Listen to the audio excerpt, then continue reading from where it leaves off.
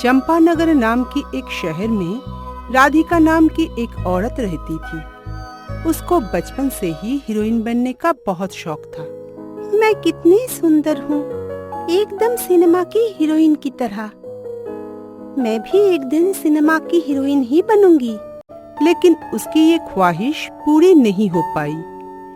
उन लोगों के पास ज्यादा पैसा ना होने के कारण वो कभी मुंबई जा नहीं पाए। फिर उसकी शादी हो गई और अब तो उसका 22 साल का एक बेटा भी है। लेकिन वो आज भी हीरोइन बनने का सपना देखा करती है। काश मैं हीरोइन बन पाती, पूरी दुनिया को दिखा देती मैं कितनी अच्छी एक्टिंग कर सकती हूँ। लेकिन मेरी ऐसी किस्मत कहाँ। एक दिन जब राधिका ये सब सोचते हुए खाना पका रही थी, तब उसका बेटा वहाँ आकर कहा, माँ खाना बन गया क्या? मुझे ऑफिस के लिए लेट हो रही है। हाँ बेटा, खाना बन गया।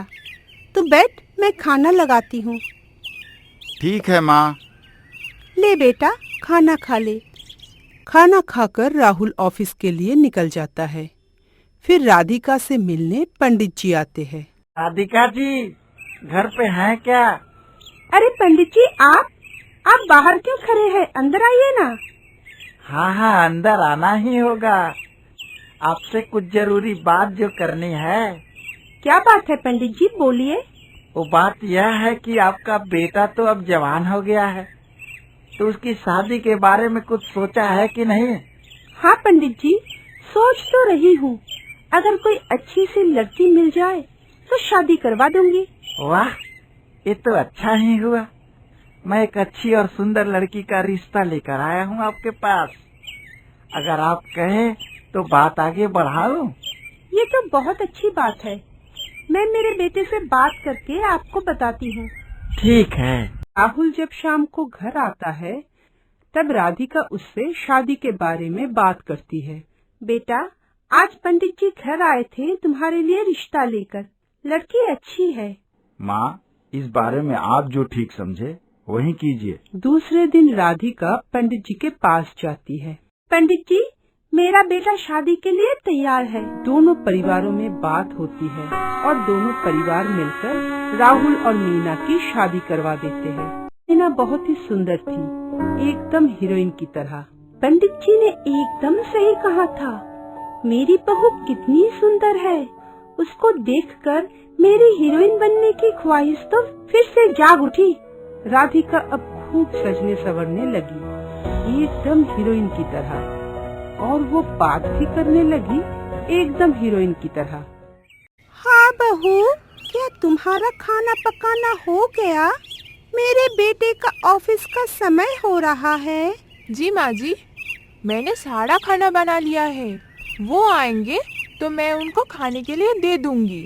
ओके बहू। वैसे बहू, मैं जरा बाहर जा रही हूँ। ओके, तुम जरा घर का ध्यान रख लेना। ठीक है माँ जी। ये माँ जी को क्या हुआ है? इस उम्र में ऐसे सज धज के कहाँ चली? मीना, मेरा खाना लगा दो। माँ, माँ। माँ जी तो घर पर नहीं है। कहाँ गई है? पता नहीं, बाहर जा रही हूँ बोलकर निकल गई। मीना, तुम्हें माँ का बर्ताव कुछ अलग नहीं लग रहा है? हाँ, लग तो रहा है। लगता है वो अचानक अपने आप को फिल्म की हीरोइन समझने लगी है। बिल्कुल सही बोल रही हो। ऐसा ही चलता रहा तो आस पड़ोस वाले ताना देने लगेंगे। ऐसे ही कुछ दिन बीत जाता है। राधिका का बर्ताव दिन ब दिन और भी ज्यादा बदलने लग गई। अब तो मोहल्ले वाले भी राधिका के बारे में चर्चा करने लगे। सुशीला, तूने राधिका को देखी है?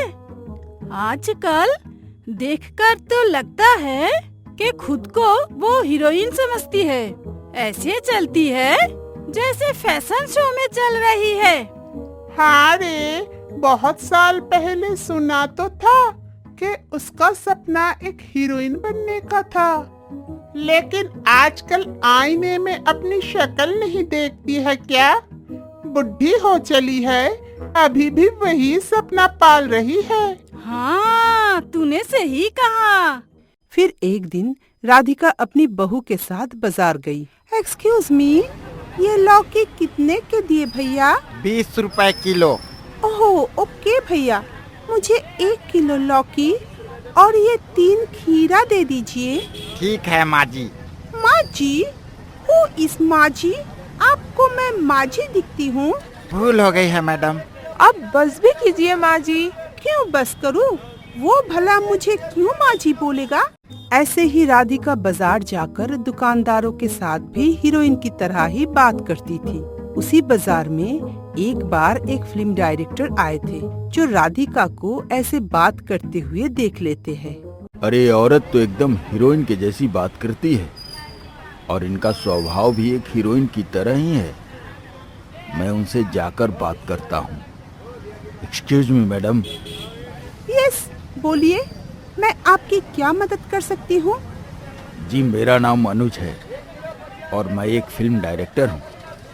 मैं बहुत देर से आपको देख रहा हूँ। क्या आप मेरे साथ फिल्म में काम करना चाहेंगी? लगता है मेरा सपना पूरा होने वाला है। अरे डायरेक्टर साहब, मैं जरूर काम करूँगी। मेरा तो बहुत दिनों का सपना है कि मैं एक हीरोइन बनूंगी।